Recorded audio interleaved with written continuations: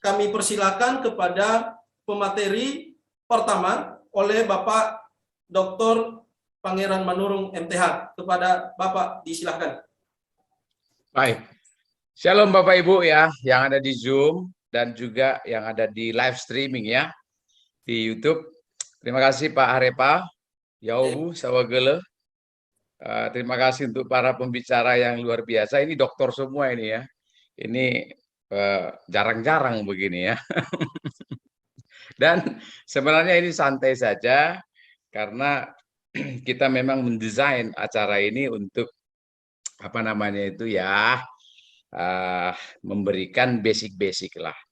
PowerPoint saya sendiri ini 276 halaman, jadi biasanya ini 1 minggu ini mengajarkan ini kan, sedangkan waktu yang diberikan itu hanya maksimal 20 menit. Nah, jadi pendekatan apa namanya itu, pendekatan hermeneutik terhadap kaum penganut dispensasionalisme yang menggunakan pendekatan dispensasionalisme yang akhirnya melahirkan sebuah dogma yang disebut premilenialisme. Nah, kalau kita lihat ya, seseorang yang menganut premilenialisme itu bukan tidak mendapat pertanyaan, malah banyak sekali pertanyaan yang muncul ketika seseorang menganut paham atau mazhab premil begitu ya. Kalau Pak MYM itu kan baru mengutarakan 4 keberatan ya. Wah, sebenarnya jauh lebih dari 4 pertanyaan-pertanyaan yang muncul, dan saya harus mengakui bahwa banyak sekali pertanyaan-pertanyaan penting yang sampai saat ini belum bisa saya jawab begitu ya. Atau ada jawabannya tapi itu juga tidak pasti begitu ya. Nah, jadi memang ini kalau kita berbicara eskatologi, maka di sana tidak boleh ada sesuatu yang sudah jelas atau terang. Karena itu adalah ciri khas dunia apokaliptik namanya, apokalipto, begitu ya. Nah, misalnya dulu waktu Mesias dalam Perjanjian Lama dinubuatkan, apa langsung jelas?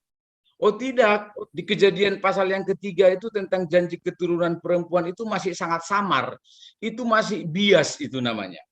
Lalu dibuat agak jelas oleh Yesaya, kemudian dibuat agak lebih jelas lagi oleh Mika, lalu benar-benar dibuat jelas oleh Matius, oleh Markus, oleh Lukas, oleh Yohanes. Nah, itu adalah ciri khas dari eskatos atau hal-hal yang terjadi di akhir zaman. Itu sebabnya kalau kita berbicara eskatologi, maka ada banyak hal di sana yang memang perlu diskusi dan seterusnya dan seterusnya. Misalnya, kalau Anda berbicara tentang surga, surga itu ke atas, apakah surga itu tempat atau hanya suasana sukacita? Orang berkata hanya suasana, tetapi Yesus dia naik. Dan waktu Yesus naik itu, dia itu bukan peristiwa melenyapkan diri. Artinya dia naik, artinya naik itu dalam bahasa Yunani, dia berpindah dari satu tempat ke tempat yang lain. Tapi kalau surga itu tempat, berapa luas itu, ya kan? Di mana alamatnya itu? Nah, jadi banyak sekali pertanyaan yang muncul. Nah, sekarang kita coba melihat secara singkat aja pendekatan yang digunakan oleh penganut premilenialisme ketika mendekati kitab-kitab apokaliptik seperti Daniel, kemudian Wahyu, dan juga kitab yang lain. Nah, karena eskatologi ini mengandung nubuatan, maka pendekatannya itu harus menggunakan pendekatan yang benar-benar normal atau literal. Literal itu apa? Hurufiahkanlah teks yang bersifat hurufiah. Normalkanlah teks yang bersifat normal. Alegoriskanlah teks yang bersifat alegoris. Contoh dalam kitab Wahyu ada istilah 7 roh Allah. Waduh, bagaimana memahami 7 roh Allah? Kalau kita menghitung 7 roh Allah itu seperti menghitung jengkol atau bakpao, waduh, bagaimana mungkin ada Allah itu punya 7 roh misalnya begitu ya. Dan misalnya kuda putih, kuda lumping yang dibicarakan dalam kitab Wahyu itu benar-benar harus hati-hati dalam mendekati atau mengidentifikasi frase-frase itu. Nah, jadi kaum premil ketika membuat apa namanya itu pembagian zaman-zaman, maka akan melahirkan yang namanya master plan program Allah seperti ini. Oke, nah kemudian ciri dari penganut premil ketika mendekati teks-teks eskatologi, maka benar-benar harus meninggalkan dogma.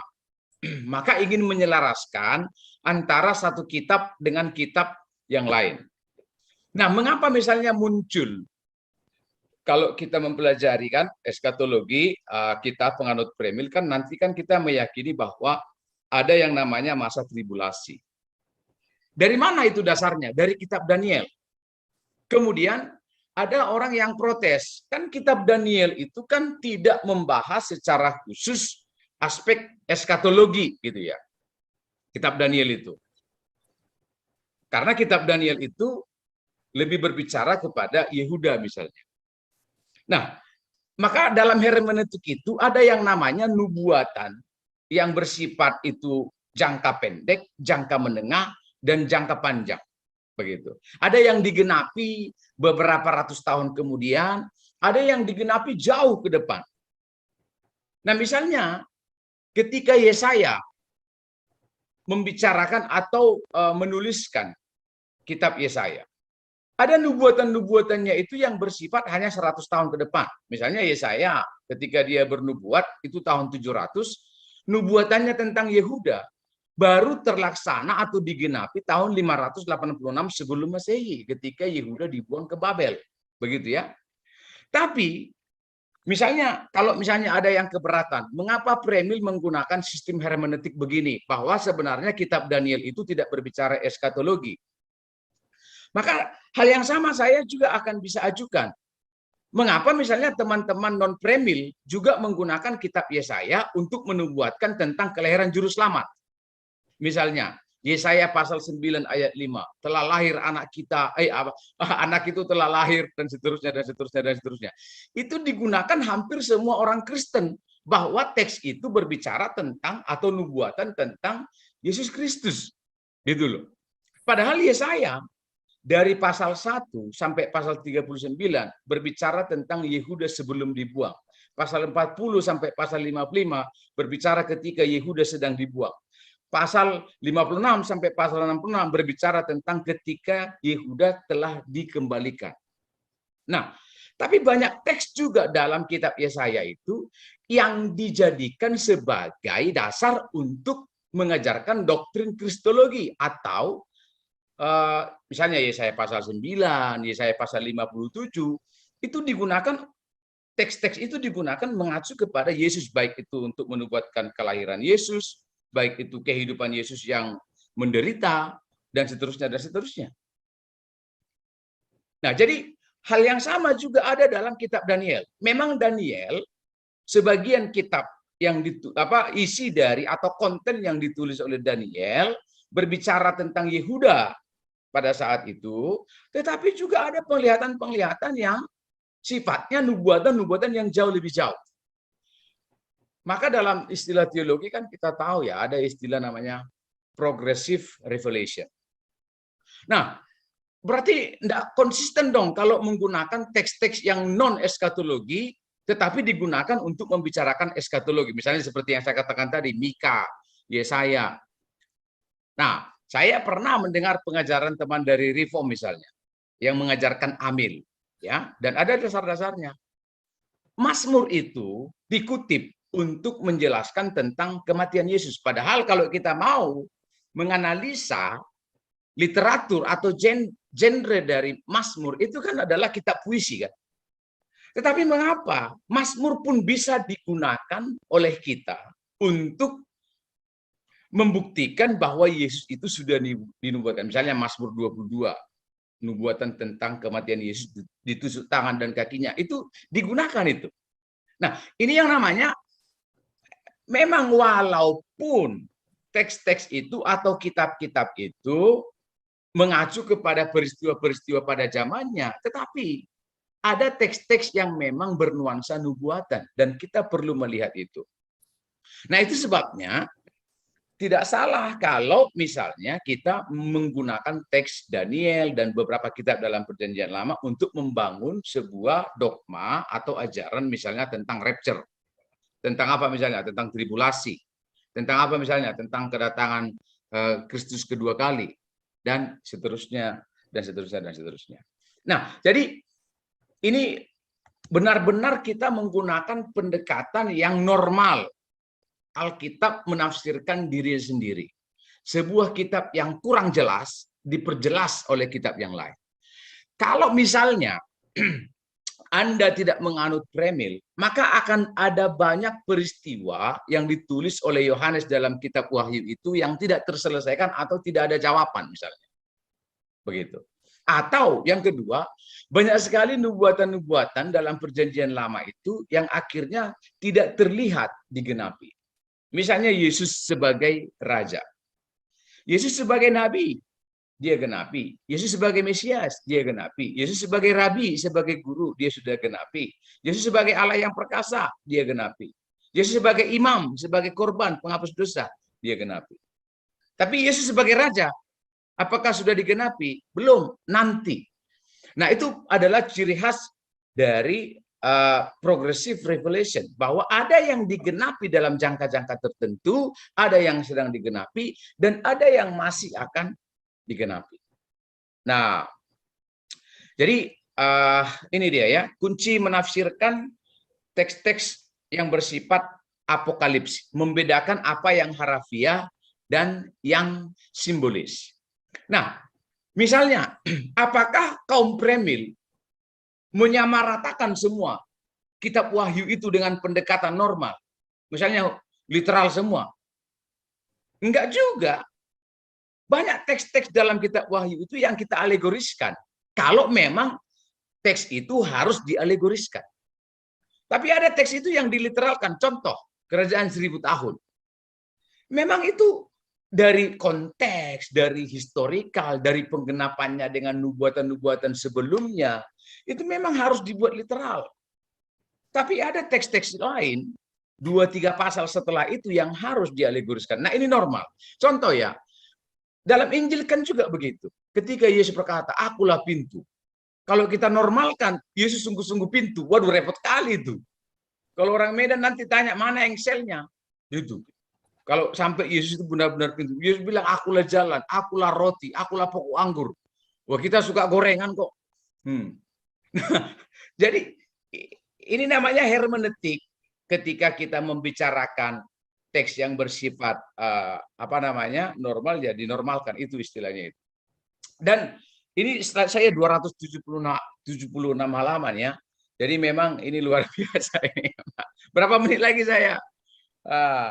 Nah, jadi pendekatan premil ketika mendekati teks-teks yang bersifat eskatologi seperti Yohanes itu ada gramatikal, ada leksikal, ada historikal, dan seterusnya, dan seterusnya, dan seterusnya.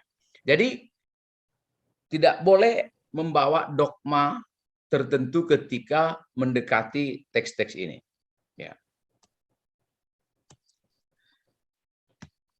Oke, saya mau cari dulu lah yang bisa saya sampaikan dengan ini ya.